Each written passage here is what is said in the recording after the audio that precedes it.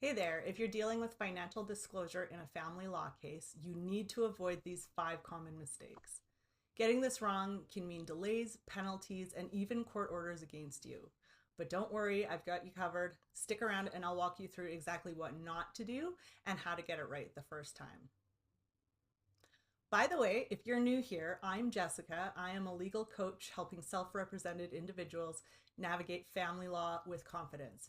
If you find this helpful, don't forget to hit subscribe and grab my free financial disclosure checklist. It'll be linked in the description below. Okay, let's get into it. Mistake number 1, not including all income sources. The first big mistake I see people make is not reporting all of their income sources. It isn't just about your salary. The court wants a full picture of all of your finances.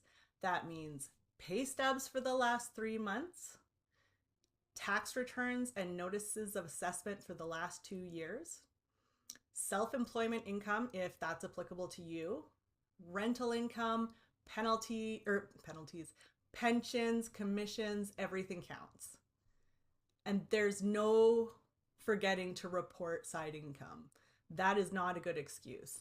Judges can and they will look at your financial history, and if they think you're hiding income, they can impute a higher income for you, whether it's accurate or not. So, pro tip, make sure you gather all your income documents before submitting your financial disclosure. If you're unsure what to include, you can grab my free checklist in the description. Mistake number 2, submitting disorganized documents. I would almost put this as number 1, to be honest. The second biggest mistake, though, that I see is submitting a giant pile of unorganized paperwork. Imagine that you're a judge sitting up there and you get handed a huge shoebox or bag full of receipts. This is not a good look.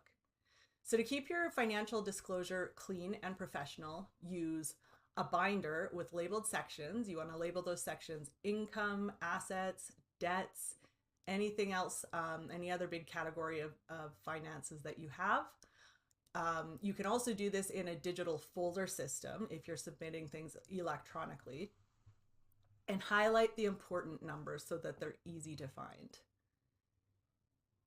Just remember, if your documents are a mess, your case could be delayed, or worse, the court might think that you're hiding something. Mistake number 3, forgetting complete tax records. Mistake number 3, not including complete tax records. Your notice of assessment is not enough. The courts require your full income tax return for the past 2 years, your T4 or T5 slips for employment or investment income, or both if you have them. If you're self-employed, you need business financial statements. If you only submit part of your tax records, the court might assume again that you're hiding assets or that you're underreporting your income, and you don't want to be in that situation. So double check your paperwork. Mistake number 4, not keeping copies for yourself.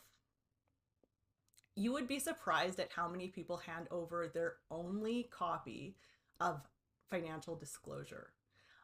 This is a big mistake. You always want to make copies of everything you submit to the court. If you're filing electronically, save PDFs in a saved folder. The courts can lose paperwork, and it does happen. And if that happens, guess who has to resubmit? You have to resubmit.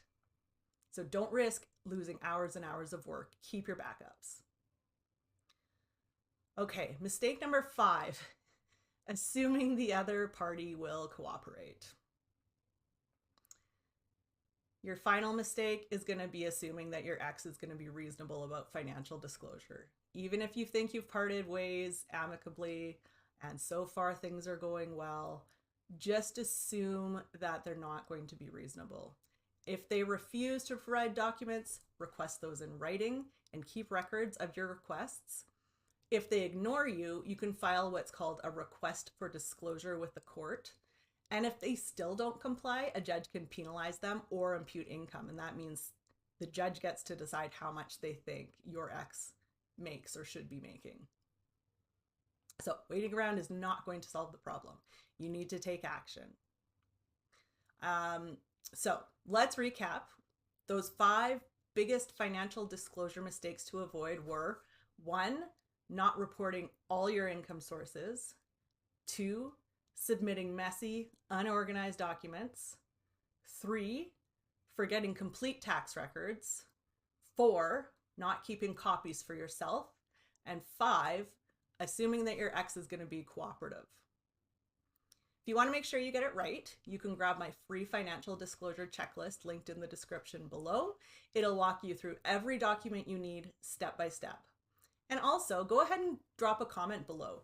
If you have some experience with financial disclosure, what has been your biggest struggle? I'd love to help. Subscribe for more family law tips, and I will see you in the next video.